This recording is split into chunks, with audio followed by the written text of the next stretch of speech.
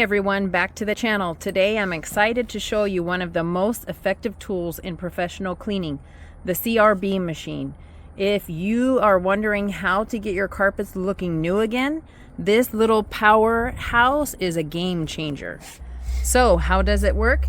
The CRB is rotating brushes. It is designed to deep clean your carpets to pull out the fiber, dirt, and hair, all kinds of debris that regular vacuums do not touch. The way it works is simple. It's powerful brushes. The two brushes spin opposite of each other, lifting up the dirt and particles from every side of the carpets. As it glides over the surface, it gets into those deep layers, loosening everything that is trapped in. And this little piece right here is very important. This is where all the dirt and grime that the CRB lifts goes into there and collects and not into your carpets.